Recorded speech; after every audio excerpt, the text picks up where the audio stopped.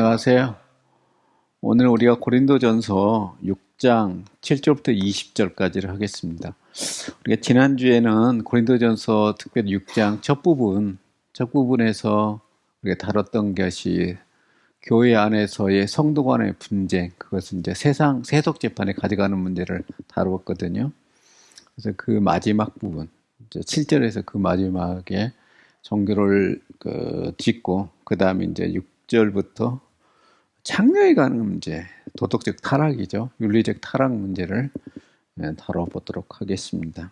근데 이런 문제를 우리가 이제 다루면서 늘 생각해야 될 것 중에 하나가, 제가 그저께 어떤 이야기를 듣는데 성경에 나와 있는 10가지 거짓말에 대해서 누가 글을 올렸더라고요.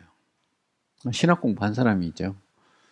그런 책도 많고 그렇습니다. 이건 뭐 초대교회가 2세기부터 그런 도전을 받았어요. 그래서 우리가 이제 복음서 제일 먼저 도전했던 것 중에 하나가, 영주의자들이 뭐라고 얘기를 했냐면, 우리 성경이 너네들은 한 권이 아니라 예수님에 관한 이야기 복음서가 4권이나 됐지 않느냐. 그리고 서로 면밀하게 비교해 보게 되면 내용에서 차이가 나지 않느냐. 순서상의 차이, 내용의 차이. 이런 얘기가 결국에는 예수님의 사건이 픽션, 거짓말이 아니냐, 꾸며낸 것이 아니냐라고 그런 도전을 했었습니다. 거기에 대해서 이제 교부들의 여러 가지 거기에 대한 대응, 거기에 대해서 얘기하는 게 있죠. 그래서 우리는 거기에 대해서 이제 지금까지 늘 교회에서 또 신학자들이 얘기한 것 중에 하나가 어떤 다양성으로 우리가 얘기를 한 것입니다. 예수님의 어떤 이 땅에서 삶이란 것 자체가 바로 예수님 따라다니면서 요즘에 기자들이 어떤 사건을 취재하고 기록하는 것처럼 그렇게 기록한 것이 아니고, 또 예수님 스스로가 글을 쓴 것이 아니라 예수님과 만났던 사람, 또 예수님과 동행했던 사람들, 제자들이나 또 그 주변에 있던 사람들이 이거 예수님에 관한 것들을 한참 후에, 한 세대가 거의 끝나갈 무렵에 기록한 것이거든요. 그러다 보니까 오늘날 같은 어떤 사건 기록과는 차이가 날 수밖에 없었던 것입니다. 그래서 우리가 이제 기억 속에서 또 우리가 공동체에서 서로 예수님에 관한 이야기가 떠돌아다닌 것들, 이런 것들이 어떤 시기의 필요성에서, 교회의 필요성에서 모아졌기 때문에 어떤 예수님의 사건 자체를 하나의 이야기로 꾸민다는 게 굉장히 거의 불가능했던 것입니다. 또 우리가 이제 요한복음 같은 경우는 굉장히 후대에 쓰여지거든요. 거의 2세대, 예수님 사건 이후에 거의 60년 이상이 지나기 때문에 우리가 과거를 30년을 한 세대라 생각한다면 60년, 90년에서 100년 사이이기 때문에 2세대입니다.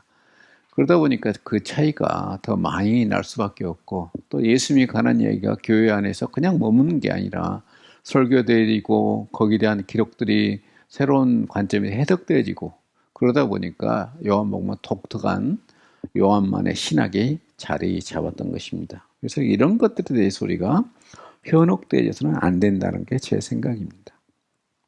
자, 우리가 오늘 다룰 고린도전서 6장 7절부터 20절까지를 같이 하나하나 살펴보도록 하겠습니다.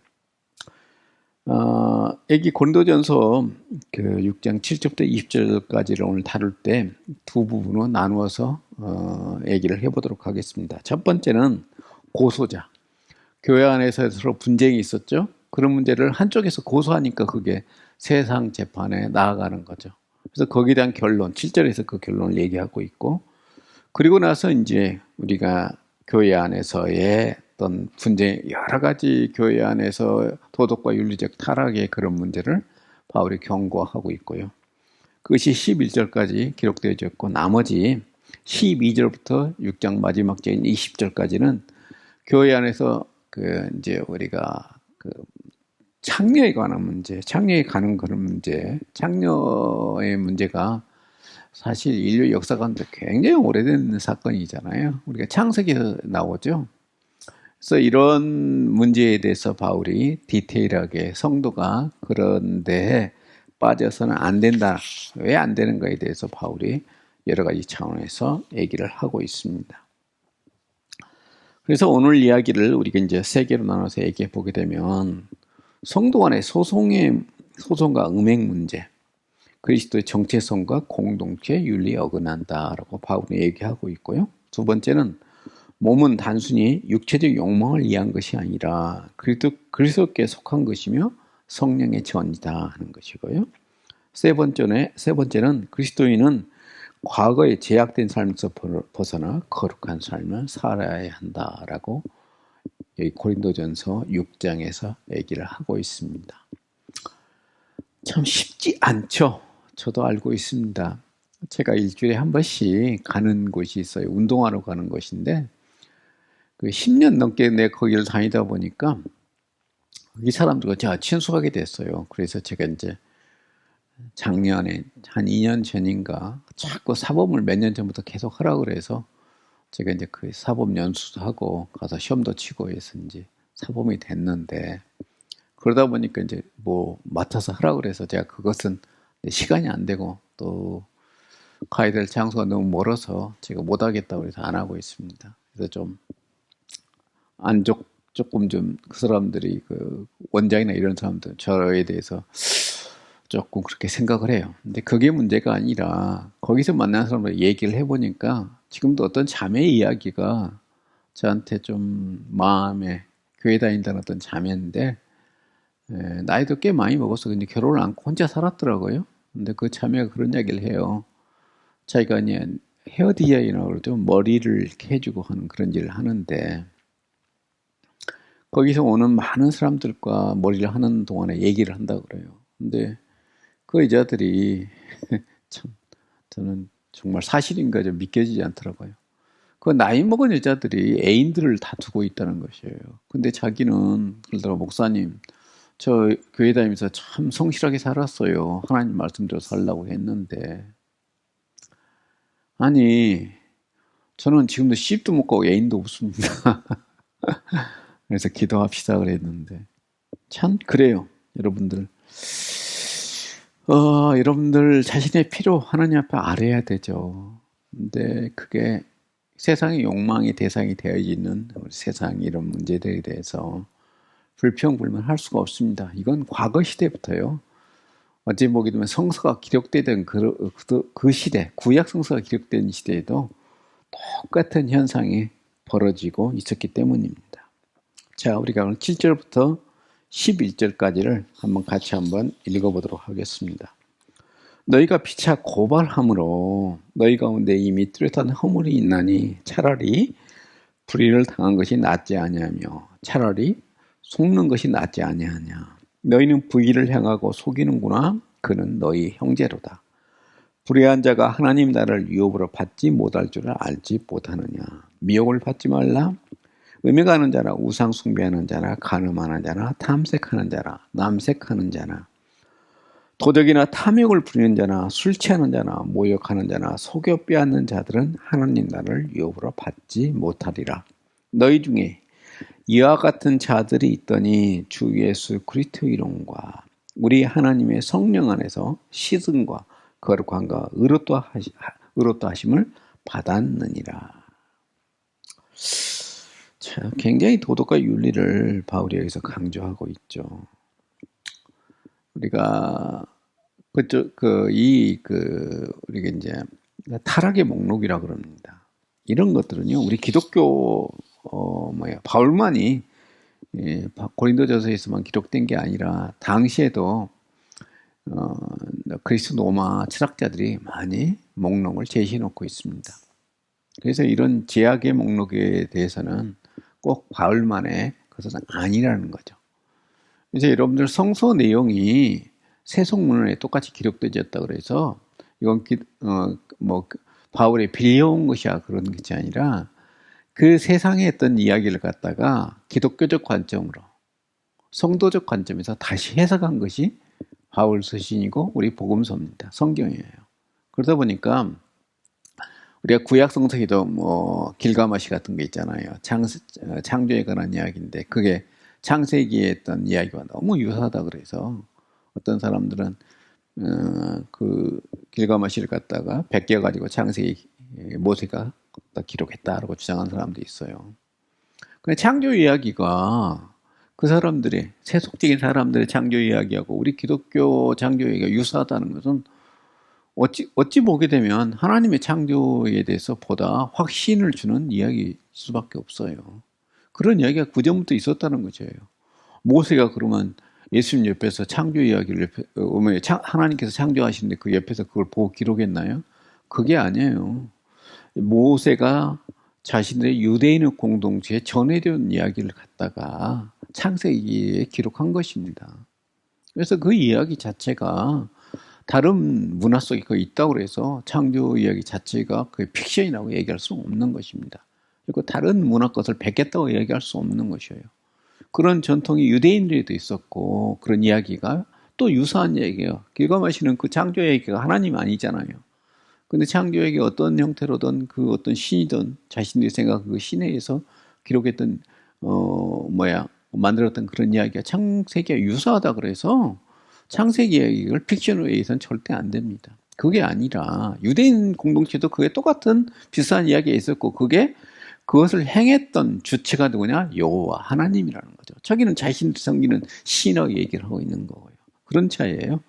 자, 우리가 7절부터 디테일하게 얘기를 한번 얘기를 해보도록 하겠습니다. 여기서 이제 에데라는 부사를 처음으로 해서 쓰고 있어요. 그래서 임이란 뜻입니다. 그래서 이게 이어지는 7절 이하부터 쭉 이어지는 이야기가 고린도 교회 안에서 일어난 이런 오래된 사건임을 얘기하고 있죠. 임이 그래서 티슬턴이라고 NIGTC죠. 그 저자는 뭐라고 했냐면 이것을 도덕적 패배라고 얘기하고 있어요. 그래서 이게 전혀 다른 해석이냐 그런 게 아니라 7절 후반절에 이루어지는 이런 이야기가 앞의 이야기와 7절과 연결점이 있어서 그것을 함축적인 얘기로 번역한 것입니다. 그래서 이것은 도덕적 패배다. 그러면서 그 뒤에 얘기하는 뒤에 우리가 나오게 되면 헬라에서 뒤에 대가 나와야 되거든요. 근데 여기서 이제 운이란 그 헬라가 나오죠. 그래서 이런 관계성 속에서 번역한 것입니다. 그래서 이제 우리가 콘셀만이라는 독일학자가 있어요. 이 사람 뭐라고 하냐면 기독교 중재 재판의 양보를 위한 것임을 의미한다 얘기하고 있습니다. 그래서 바울은 그리스도 안에서 자신의 이치를 망각하고 믿지 않는 자 앞에서 문제를 가져간 공동체 전체를 향해서 사용했던 부끄러움이라는 단어를 이 절에서 쓰고 있죠. 그래서 헤테마라는 헬라어 단어를 쓰고 있습니다. 그래서 이것이 소송이 열린 두 사람을 사용하고 있다는 것입니다. 이 단어는 고전 그리스도에서 승리가 아닌 패배를 의미한다고 그래요. 그래서 존재의 상실로 번역되기도 합니다. 이게 우리가 이제 신학 공부하다 보게 되면 철학적 용어가 툭툭 튀어나와요. 존재. 제가 제일 힘들었던 것 중에 하나가 그 불트만의 요한복음, 그 다음에 신약신화 이런 책을 읽으면서 참 그 이야기, 그 다음에 바르트의 노마서 강해 같은 거 보게 되면 바르트 이야기 첫 번째 보게 되면 인간에 대해서 인간이 이 땅의 삶에 대해서 기투란 용어를 쓰고 있죠. 번역을 그렇게 했습니다. 근데 독일 사람들은 그게 너무 평이한 용어예요. 근데 우리는 철학적 용어로서 기투가 뭐야? 참 이해하기 힘든 그런 의미죠. 현존, 그리고 실제 이런 것들이 막 튀어나오거든요. 여기서 이제 존재란 거죠. 그래서 인간을 얘기할 때는 현존재라고 얘기하고 다른 사물을 얘기할 때는 그냥 실제라 얘기를 합니다. 그럼 여기서 얘기한 것이 그 존재라고 얘기했으니까 인간을 얘기한 게 아니지 않느냐. 그런데 이게 또 다른 측면에서 철학적 용어로 보게 되면 보다 광범위하게 얘기할 때는 또 존재라는 얘기를 씁니다. 그래서 인간도 얘기하고 사물도 얘기할 때 똑같은 존재라는 얘기를 써요. 그래서 존재의 상실이라는 것은 인간 정체성에 대한 상실 이렇게 얘기하는 게 더 옳게 여겨집니다. 그래서 이제 그다음 홀레는 그 모든 것을 얘기하고요. 그다음 맨우는 책이 여기 헬라 본문 보게 되면 맨 위에서요. 특별히 이 부분에서 그 대가로 묶어져 있죠. 본문에서 이게 뭐냐면은 우리가 우리 성경이 이제 사본을 연구해가지고 본문을 확정했거든요. 그런 가운데서 중요한 사본은 서로 이문이 있기 때문에 그래요. 그래서 어떤 때는 바티칸 사본이 이게 나와 있는데 알렉산드로 사본은 굉장히 중요한 사본이거든요. 그런 경우는 또 다른 본문이 있기 때문에 이문이 있기 때문에 이렇게 대가를 묶고 나던 확신이 안 된다는 것이에요. 그래서 이 부분을 맨 오늘 사실상으로 번역하고 있습니다. 그 다음에 크리마타라는 단어가 있어요. 여기서 원래는 재판을 얘기하지만 소송 사건은 우리 성경 번역하고 있죠. 잘못된 번역이 아닙니다. 그래서 바울은 너희가 서로 소송한 것은 이미 너희에게 완전한 패배를 안겨준 것이다 하는 그런 의미를 담고 있습니다.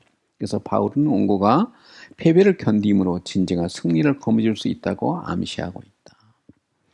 그래서 부당한 피해를 견딤으로 십자가의 참된 의미를 경험하게 된다 하는 것이 어떤 바울 신학의 고린도전서에서 바울이 계속 주장하는 것 중에 하나입니다. 그래서 예수님의 십자가 짐이 그가 예수님이 어떤 세상에서 또 어떤 로마 사람들이나 그 당시 유대인들로부터 그런 대우를 받아도 그런 대우를 받아도 뭐 당연한 것이다 그런 게 아니죠. 그러지만 예수님께서는 그런 어떤 십자가를 지는 그 고통을 감당하셨다는 것입니다. 그래서 성도도 그래야 된다는 게 바울의 이야기입니다. 여기서 이제 그 아디카이라는 단어를 쓰고 있어요. 그 아디카이는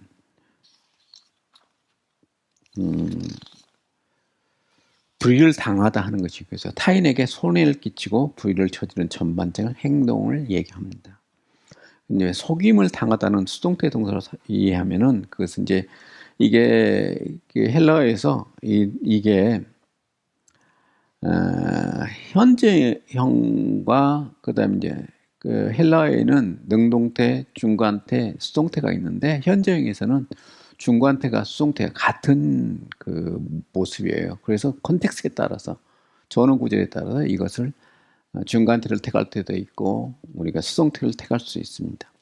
그런데 어떨 때는 어떤 주석들은 두 개를 다 제시하는 경우가 참 많아요.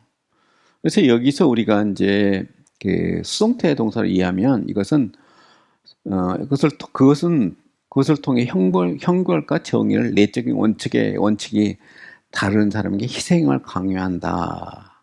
그렇게 얘기할 수 있어요. 그다음에 중간태로 보게 되면 설령 이것이 분명히 손해를 입는 것을 포함한다 하더라도 이해된다. 그래서 여기서는 이게 중간적 해석 원리가 조금은 더 합당하더라고 많은 사람들이 얘기하고 있습니다. 그래서 권리를 희생하는 것에 대한 바울 신학에 상응한 번역이라는 것이죠. 그 다음 우리가 이제 8절을 보도록 하겠습니다.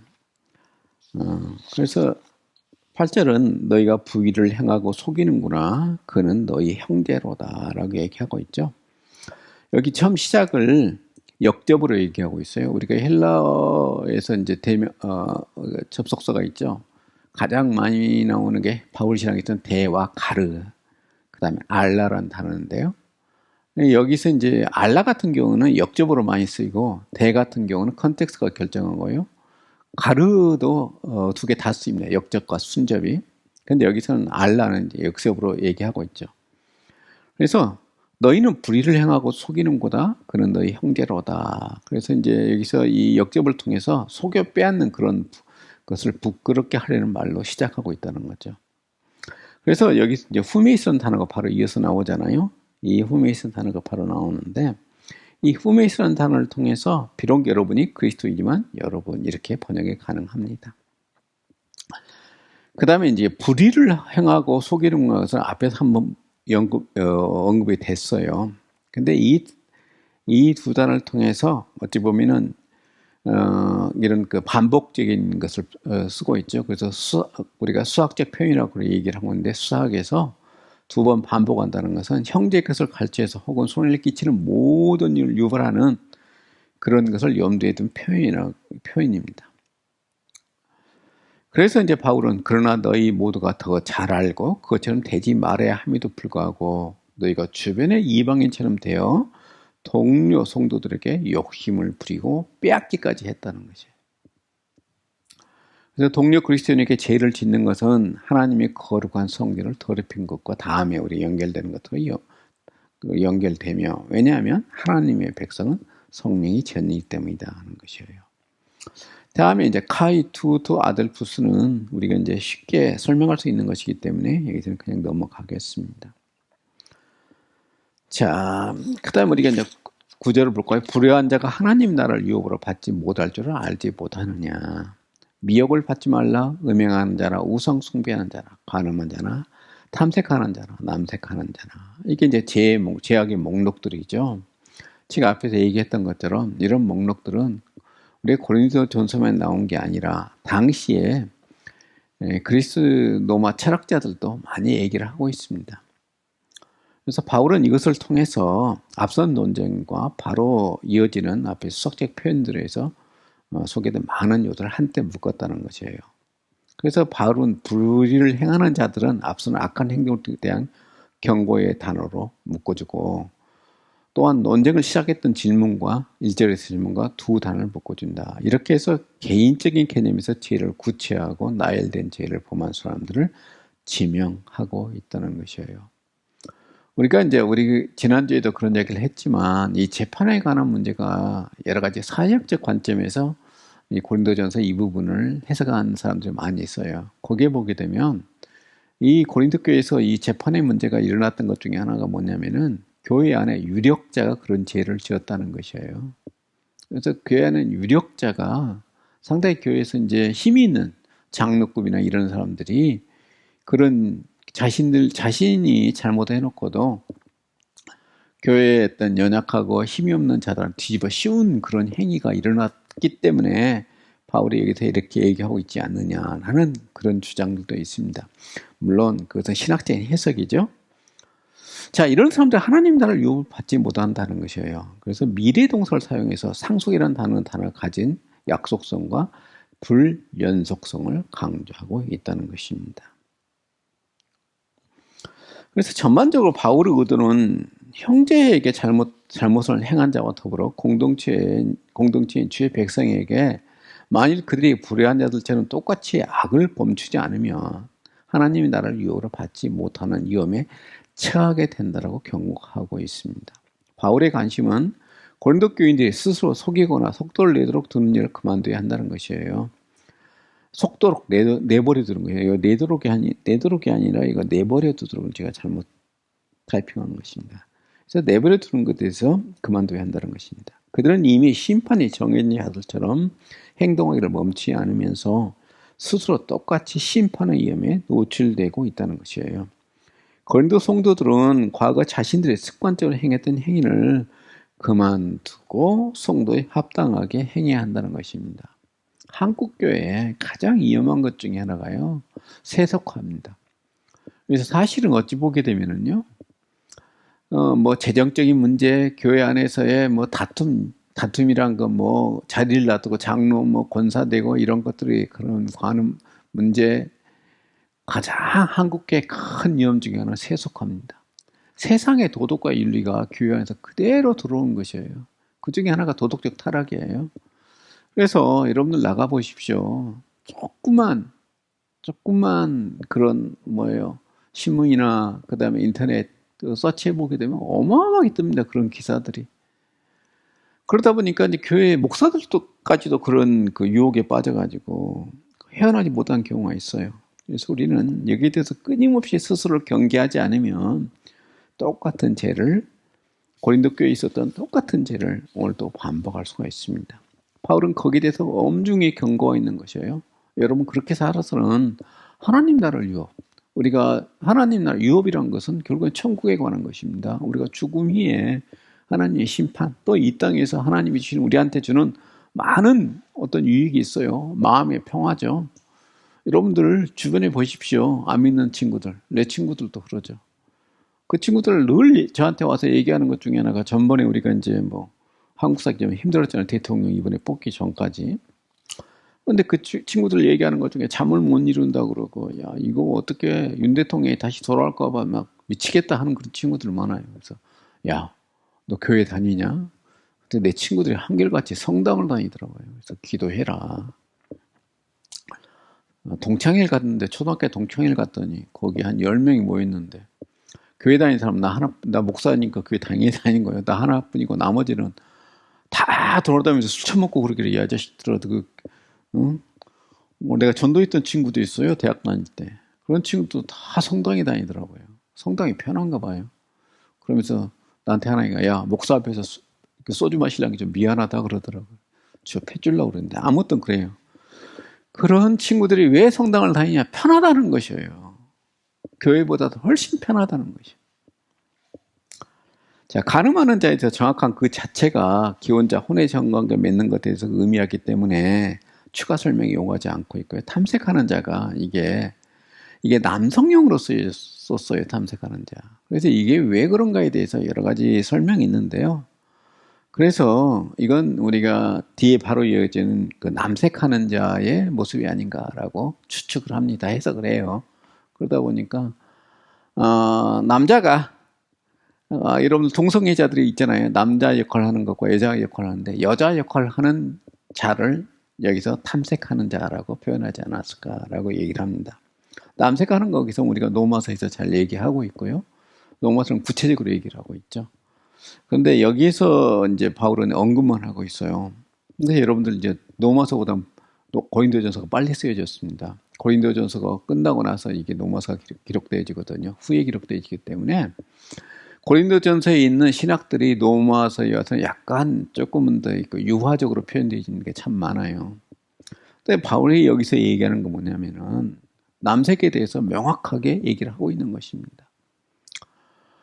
참, 이 남색에 대해서 언제 한번 얘기를 해야 될 것 같은데, 우리 연구소에서도.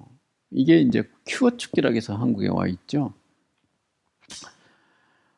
저는 또 제가 사는 데 강남이어가지고, 전번에 막, 우리 코로나 때 막 난리가 난 지역이 가까이, 저희 집에서 걸어서 한 15분 정도 가면 있어요. 근데 참 생각하면 좀 겁이 나요. 거기 지나갈 때마다, 와, 어쩌고 하는 생각이 드는데, 우리가 이 동성애자가 분명히 성경에서 얘기를 하고 있어 잘못되었다고 누구도 뭐 성서에서 그렇게 안 하고 있다 얘기할 수는 없습니다. 다만 동성애자를 어떻게 대할 것인가 하는 문제가 우리 기독교인들의 태도예요. 중요한 것 중에 하나예요. 근데 이제 많은 주석가들도 그런 이야기를 하고 있고 뭐 제가 읽었던 책 중에 하나가 신약의 윤리에 관한 그런 책에 보게 되면 그런 얘기가 나와요. 자기 친구가 하나가 기독교의 굉장히 지도자에 있다가 이게 사람이 커밍아웃이라고 그러죠. 자기가 이제 동성애자 밝혔어요. 근데 그 사람이 이제 결국에는 빨리 죽었는데 자기 이야기를 쭉 하면서 하는 이야기가 가장 자기를 천대하고 아예 교회에 발도 못 들이게 하는 교회들은 정말 근본주의적이고 보수적인 교회더라. 오히려 세상 사람들은 자기를 용납하고 보듬어주는데 교회가 자기를 그렇게 무시하고 천대하고 그런 취급을 받더라 하는 이야기를 자기 친구 이야기라고 해서 기록해놨더라고요. 우리가 여러분들 남색하는 자나 죄 지은 자나 다 죄인이에요. 똑같은 죄인입니다. 근데 우리가 교회에서 죄인 그렇게 취급합니까? 그 사람들 복음으로서 거듭나도록 해야 되잖아요. 남색하는 자들도 그런 회개가 죄임을 깨닫게 해주는 게 복음이에요. 세상 사람들은 여러분들 미국에 그런 예를 들잖아요. 동성애에 대해서 막 목사님들 막 경고하면서 하는 이야기가 미국에서 뭐 신문이 나오고 그랬죠. 미국 대법원에서 동성애가 합법이라고 얘기하고 난 다음에 저기 뭐 미시피 사는 어떤 미국에는 그게 있어요. 그 결혼하게 되면 그걸 신고하는 그 기관에서 동성애자가 와서 결혼 등록해달라고 라이센스 받으려고 미국 라이센스라고 결혼 라이센스라고 받는데 그 라이센스 받으려고 그러니까 그 거부해가지고 그게 거기서 일하는 침례교인일 거예요. 아마 미시피는 어마어마하게 침례교인이 많기 때문에 미국에서 가장 침례교가 많은 것이 알라바마주가 최고 많고요. 그 다음에 미시피 플로리다 주인데 알라바마 주는 80%가 서든 베프티스트라고 그러더라고요. 미시피도 50%가 넘어요. 그래서 미시피 제가 가본 적이 있었는데 거기서 그런 얘기 하더라고요. 이 도시는 침례교가 완전히 독재하고 있는 도시라고. 그런 정도로 침례교인이 많은 도시에서 아마 그 사람이 남침례교인이기 때문에 그런 행위를 했을 거예요. 그래서 그 사람 감옥 갔다는 이야기가 한국 신문까지 나온 적이 있어요. 외신으로. 우리가 교회 안에서 그런 사람들에 대해서 교화의 대상이지, 교회 문턱도 못 넘어게 하게 너는 우리에게 오지 마. 그렇게 얘기해서는 안 된다는 것입니다. 그래서 거기에 대해서 우리가 적절한 처방을 교회에서 내려야 됩니다. 자, 바울은 혐오스러운 것을 간주되는 유대적 배경과 이에 대하여 로마서 행위를 보다 상세히 묘사하고 있습니다. 10절, 11절입니다. 도덕이나 탐욕을 부리는 자나, 술 취한 자나, 모욕하는 자나, 속여 빼앗는 자나 하나님 나라를 유업으로 받지 못하리라. 너희 중에 이와 같은 자들이 있더니 주 예수 그리스도의 이름과 우리 하나님의 성령 안에서 시즌과 거룩함과 의롭다 하심을 받았느니라. 그래서 이런 제약들이 어때요? 11절에서 복음 안에서 변화를 맞이했다는 것입니다. 그래서 우리가 세상의 모든 죄에 대해서요, 여기에 대해서 이런 것들에 대해서 복음 안에서 변화될 수 있다는 가능성에 대해서 바울이 얘기하고 있는 것이에요. 그래서 바울은 5장 10절부터 11절에서 언급된 내용에 다섯 항목을 더하여 이런 죄를 멈추지 않고 행하는 자들은 하나님 나라를 유업으로 받지 못할 것이라고 선언하고 있고, 이는 성도를 향한 경고입니다. 그 다음에 번역상이 그런 문제인데 우리가 여기에 대해서 좀 읽어봐 주시기 바라고요. 마지막에 바울은 이런 행위들은 너희 중에 일부가 했던 것들을 경고하고 있고, 이제 그리스도가 예수 안에서 다른 사람이 되었으니 그렇게 살라라. 그래서 속여 뺏거나 성적인 죄 가운데 살기를 멈추라고 하고 얘기하고 있는 것입니다. 그래서 이런 행위들을 하지 말아야 한다는 거죠. 왜냐하면 너희는 더 이상 이와 같은 일을 행하는 자들에 속해 있지 않다는 것입니다. 그래서 바울은 은혜와 윤리가 밀접한 관계에 있음을 선언하고 있어요. 그래서 성도는 악의 목록에 보여주는 삶을 부도덕한 방식으로 씻는 바 되었다는 것입니다. 그들은 이전의 불의한 삶과 극명하게 대조된 거룩한 삶을 위해 하나님이 구별하신 자들로 깨끗하게 되었다는 것이에요. 그래서 여기서 시듬을 받았다 하는 것이 무엇인가 하는 것이에요. 그래서 침례 의미보다는 그리스도와 성령의 역사를 통한 영적 변화는 의미하고 있죠. 컨텍스트가 그렇게 얘기하고 있어요. 그래서 바울에게 있어서 하나님은 주 예수 그리스도 안에서 성령으로 말미암아 구원을 주시는 분이라는 것이죠. 그래서 고린도 교회의 문제는 그들의 성령 체험이 있는 것이 아니라 성령을 체험한 사람이 의미하는 바가 무엇인지에 대한 그들의 오해와 관련되어 있다는 것입니다. 이제 창녀에 가는 문제예요. 참 요즘에 세상 사람들의 그런 문제에 있어서 어려운 것 중에 하나예요. 이 문제 가지고 제가 신학교 다닐 때 윤리 교수님하고 한번 우리 그 세미나에 토론해 본 적이 있어요. 세미나가 아니었구나. 신학대학원 3학년 때 얘기를 한 적이 있었는데, 그때 여학생들이 하나도 없고 남학생들만 있었어요. 11명이 들었나? 그 수업을, 윤리 수업을. 윤리 1, 2가 있는데 1은 필수고 윤리 2는 필수가 아니라 선택 과목이었는데, 거기서 이제 이 문제를 도덕적, 특별히 창녀에 관한 그런 문제를 다룬 적이 있어 기억이 나요. 근데 그 교수가 그러더라고요. 이 젊은 애들, 대학같이 이제 펄펄 뛰고 하는 이제 이런 애들한테 그러더라고. 너 가서 절대 그렇게 살지 말아라. 그럼 걔들은 못 산다는 것이에요, 대학생들한테. 결혼하기 전에는 절대 누구 여자친구하고 호텔 가면 안 된다. 요관에 가서 안 된다. 그런 이야기를 하게 되면 그렇게 살 놈들이 몇 명이나 되냐는 것이에요. 그러면서 우리한테 묻더라고요. 너희들 그런 학생들 만나서 뭐라고 얘기할 것이냐는 문제. 그래서 거기에 대해서 여러 가지 토론이 벌어졌는데 그 교수님이 그런 얘기 하더라고요. 야, 그래서 조선시대 같은 우리 보게 되면 아예 그런 촌락을 만들어 놓고 거기 가서 그런 문제를 해결하게 했던 것이에요. 근데 그것을 계속 제약시하게 되면 대학생 중에서 교회 올라오면 몇 놈 안 남는다. 그렇습니다. 우리가 이런 문제에 대해서 지혜롭게 처리해야 돼요. 그래서 저는 신학생들한테 늘 그렇게 얘기했습니다. 장가 빨리 가라. 장가 빨리 가는 게 제일 적게 짓는 것이다. 그런데 그런 비싼 이야기를 제가 옛날에 경향신문에서 한 번 본 적이 있었어요. 근데 자기 친구들, 여자, 남자 빼놓고나 다 누구든지 이거 직장 다니면서 결혼하지 않은 뭐 30대 초반, 20대 후반 이 청년들의 가장 큰 문제가 이 문제라는 것이에요. 근데 하나님이 그렇게 만들어 놨어요. 여러분들 인류학자들이 보자면 요즘에 인간에 대한 연구가 참 많이 되어 있거든요. 근데 인간의 두 가지 요소는 이건 어떻게 해볼 수가 없대요. 첫 번째는 뭐냐면은 죽음에 관한, 생존에 관한 문제예요. 인간이 생존하기 위해서 모든 생물이나 인간의 그 살아있는 존재는 아주 자기 전 존재했던 생존의 문제는요, 이건 포기할 수 없는 문제고요. 두 번째는 것은 번식에 관한 문제예요. 동물이나 인간이나 다 똑같은 존재잖아요. 그래서 하나님께서 인간에게 그렇게 심어놨어요. 그래서 우리가 복음서에서 예수님이 그런 이야기를 하요. 타고난 거. 이거 타고난 것도 있어요. 아예 타고난 고자가 있다고 얘기하잖아요. 그 사람들 빼놓고는요, 정말 큰 문제입니다. 그래서 우리 기독교는 그래도 타고난 고자들에 대해서 상당히 용납하고 그들이 교회에서 일을 하도록 또 지도자가 되도록 용납하는 것입니다. 근데요, 불교에서는요, 고자들은 거의 스님이 될 수가 없습니다. 지도자가 될 수 없어요. 아예 자기들이 했던 율법으로 만들어 놨어요. 다음에 언제 불교에 대해서 얘기할 기회가 있으면 왜 그런가에 대해서 설명해 드리겠지만, 그건 너무나 당연한 것이에요. 인간이 다가오는 여러 가지 도전에 대해서 거기에 응전하고 그걸 참아내고 인내한 그런 능력이 없으면은요, 지도자 될 자격이 없는 거죠. 자, 오늘 창녀에 관한 문제를 20절까지인데요. 굉장히 좀 길죠. 모든 것이 내게 가하나 다 유효한 것이 아니요 모든 것이 내게 가하나 내가 무엇을 때든지 얽매이지 아니하리라.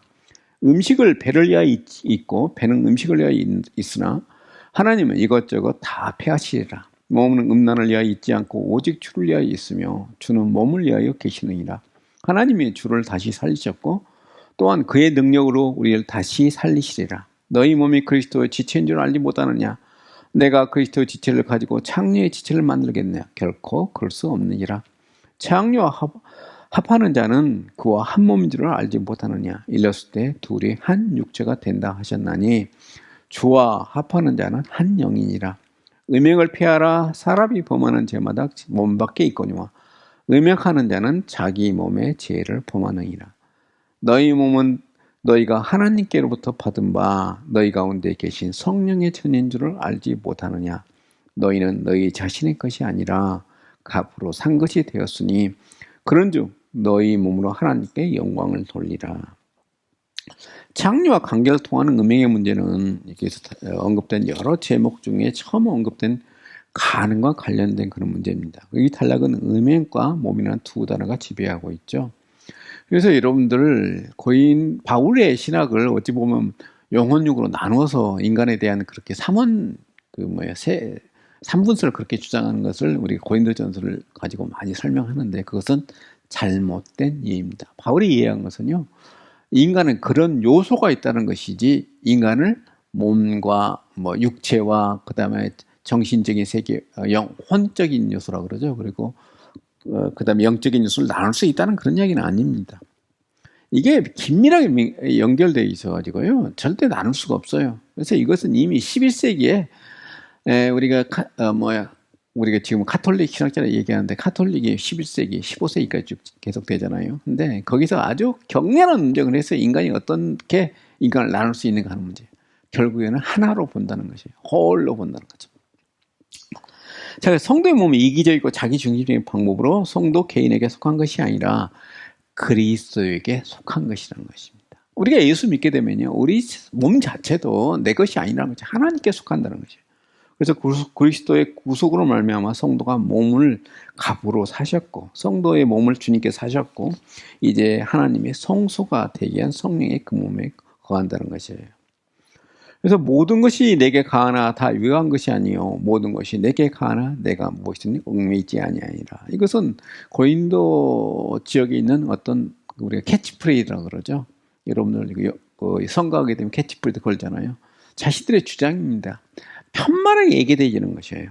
그래서 여기에 대해서 고린도 교인들 사이에서 유행하는 그런 이야기다, 속담이다, 그런 이야기 할 정도입니다. 그래서 모든 것이 내게 가하는 것은 고린도 교인들이 내가 어떤 슬로건이고, 하지만 그들이 모르는 것은 모든 것이 그리스도 안에서 가하다는 것이에요. 그래서 가하다는 표현 여기에 대해서 제가 문법적으로 설명을 좀 해놨습니다. 그래서 우리가 여기에서 12절에서 얘기한 것은 자유는, 그리스도인의 자유는 스스로가 아닌 타인을 위해서 존재한다는 것이에요. 문제는 합법인가 불법인가가 아니라 그 행동이 선한 것인지 또는 타인에게 이로운 것인지에 있다는 것입니다. 그래서 진실한 성도의 행동은 자신의 권리, 즉 자신의 이익 여부에 있지 않고 자신의 행동이 주변 사람에게 어떤 유익을 줄 수 있는가 여부이다는 거죠. 바울은 자신이 어떤 것에 얽매이지 않는 것이란 선언을 하였다. 이는 스스로 자유를 주장하지만 바로 그 자유에 속박될 수 있다는 의미다는 것입니다. 그래서 우리가 그리스도인이 자유로워졌다고 그러죠. 근데 그 자유의 의미는 책임이 있다는 자유입니다.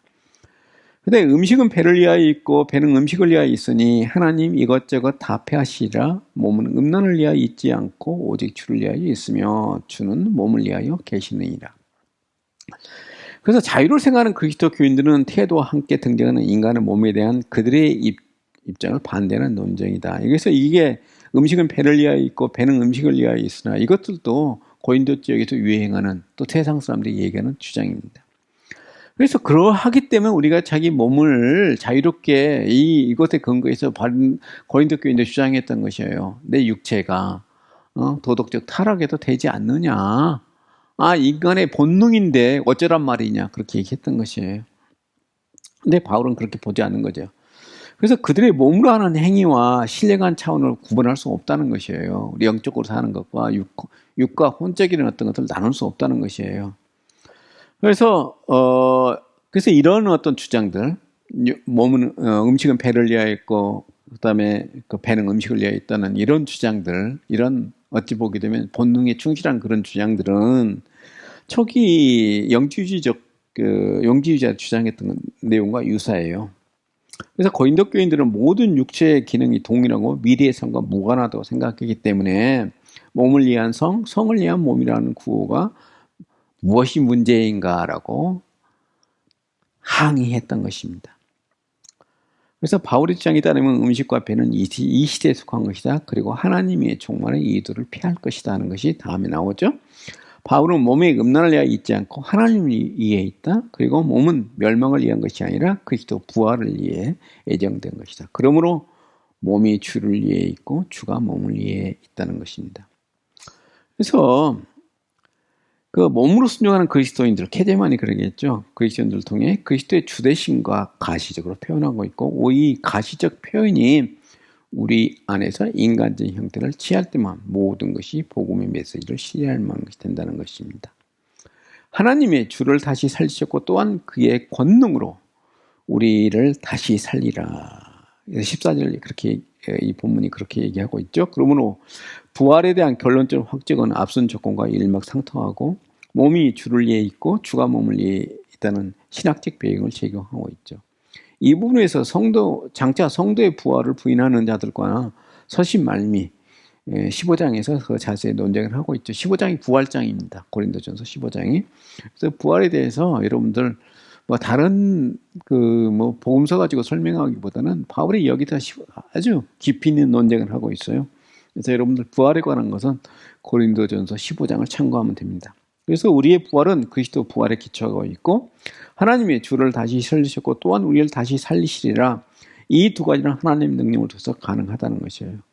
그래서 바울이 얘기하는 것이면 하나님께서 예수님을 죽음에서 살리셨던 것처럼 우리는 누구를 통해서요? 성령을 통해서 예수님을 통해서 다시 부활하리라는 그런 기대를 가지고 있다는 것입니다. 그래서 이 학증은 몸이 사라지는 영적 구원을 기대했던 고린도 성도들의 영적 관점과 첨예하게 대조된다는 것이에요. 그런데 고린도 교인들은 스스로 어찌 보게 되면은 그런 부활에 대해서 잘못된 이해를 하고 있었던 것입니다. 그래서 고린도 교인들이 가진 신앙, 그 이면에는 물질적인 질서를 무가치한 것으로 여겼던 헬라의 세계관이 놓여 있습니다. 이게 영주적 세계관과 깊이 연관되어 있거든요. 그래서 고린도의 방종주의자들은 성적인 행위가 도덕적인 의미가 없다는 주장을 정당하기 위하여 음식은 도덕적인 문제를 일으키지 않는다고 주장을 펼쳤던 것입니다. 하지만 바울은 음식과 이가 일시적인 신체 영역에 속하지만 몸은 일시적인 것이 아니라 죽은 자의 몸에서 다시 부활할 것이라고 얘기를 하고 있는 것입니다. 그래서 15절 너희는 몸이 그리스도 지체인 줄 알지 못하느냐. 내가 그리스도의 지체를 가지고 창녀의 지체를 만들겠느냐. 결코 그럴 수 없느니라 하는 것이에요. 우리가 이 15절의 배경에는 뭐가 있냐면 창세기 남아있는 이야기가 밀접하게 관계되어 있습니다. 하나님께서 남녀를 아담과 하와를 가지고 남녀를 하나님께서 이제 아담을 만드시고 그다음에 하와를 만드셨죠. 그리고 나서 이게 이제 결혼해서 하나로 3장이 나오고 창세기 3장이 나오고 그런 얘기를 하고 있죠. 한 몸이 되라. 그래서 결코 이걸 나눌 수 없다고 얘기를 하고 있어요. 이게 바울 시장에 다시 재현됩니다. 여기뿐이 아니라 빌립보에서 다시 한번 언급이 돼요. 그래서 우리가 부부가 된다는 것은요, 결코 성경에서 날 수 없다는 이야기를 우리가 보면서 마가복음에서도 예수님께서 말씀하고 계시죠. 그래서 예수님께서 결코 하나님께서 묶어준 것, 남녀 결혼을 시켜서 하나로 된 게 했던 것을 나눌 수 없다는 것입니다. 근데 창녀하고 육체적 관계를 맺는다는 것은 어째요? 하나님께서 주신 이 창조의 원리를 위배한 것이라고 바울이 얘기하고 있는 것입니다. 그래서 바울은 창녀와 연합과 그리스도와 연합을 하나의 그리스도 부활을 통한 그리스도 연합이고 다른 하나는 성관계를 통해 창녀와 연합하는 것으로 설명하고 있는데 바울의 요점은 이 둘의 상호 배타적인 것이 아니라는 의미입니다. 그래서 18절에 이런 행동의 성도는 피해야 한다고 강조하고 있죠. 그래서 우리가 7계명을 얘기하죠.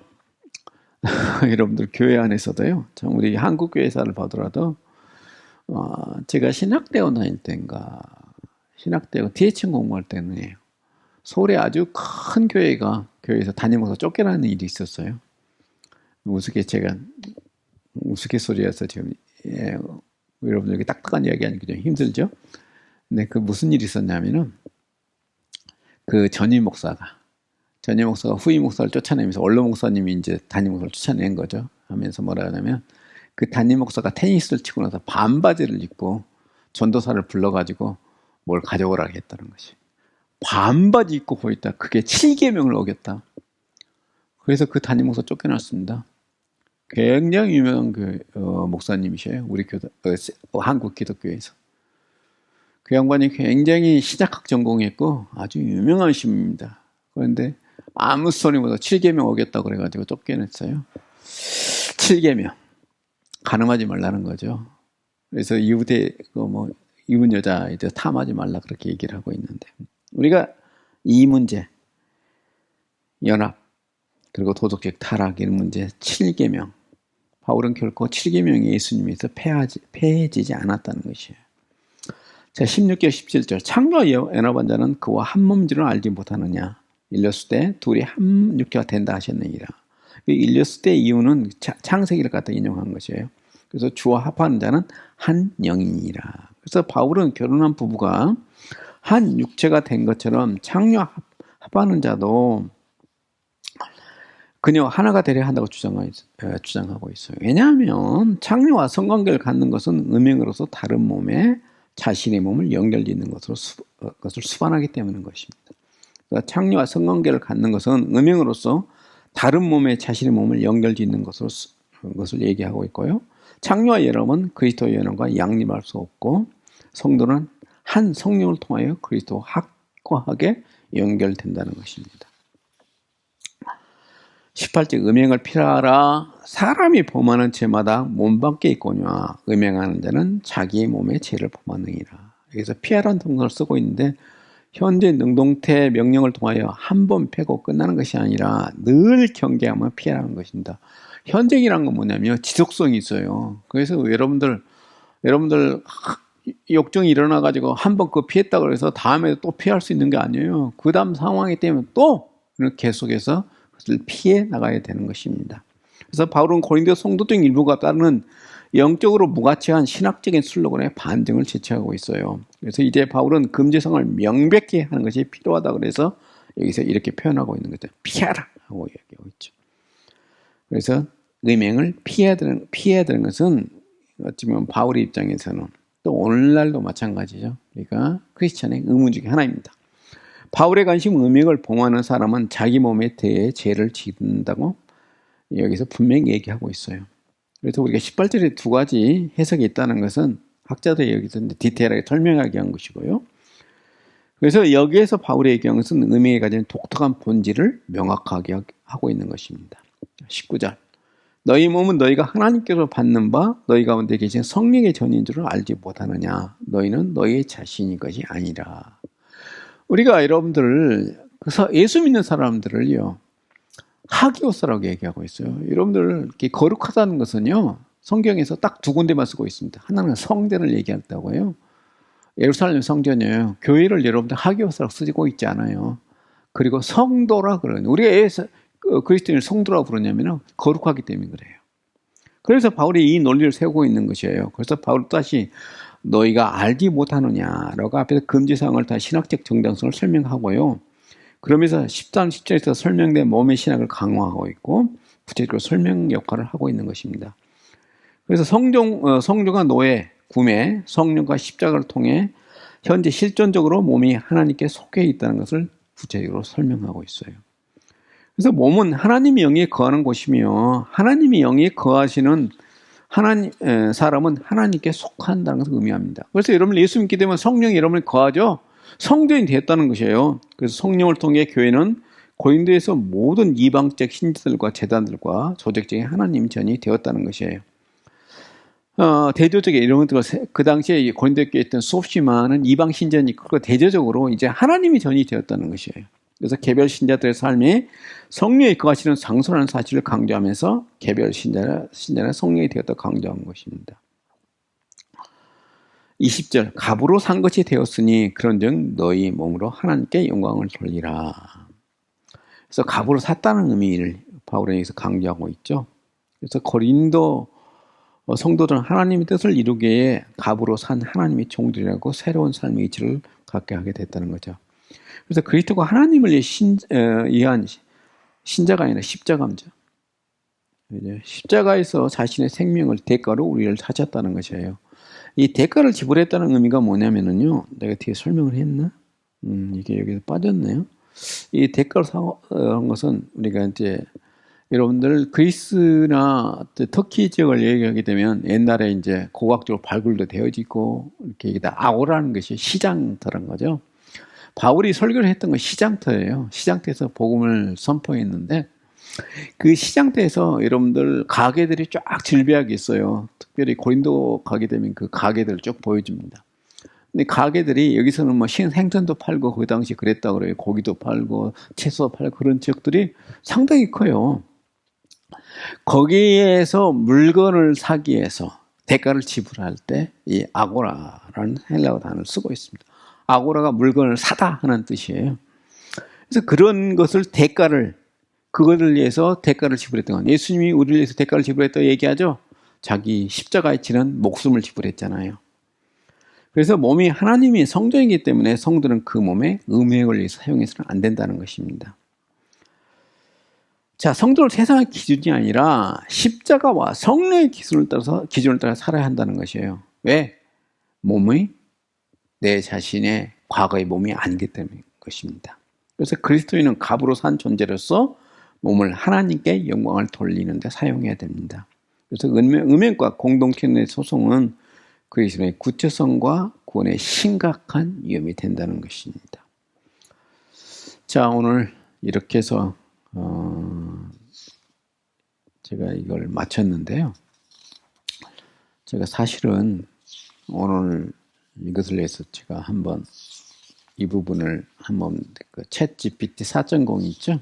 거기다 한번 물어봤어요. 내가 오늘 가서 이 수업을 하는데 이걸 한번 원어적 의미 가지고 간략하게 요약해봐라. 그랬더니 거의 한 페이지를 저한테 제시해 주더라고요.